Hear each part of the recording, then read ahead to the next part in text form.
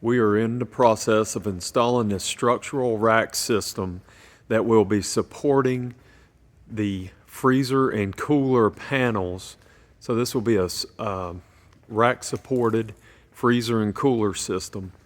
You can see our cross aisle ties that meet in the middle of this aisle between the pallet rack rows.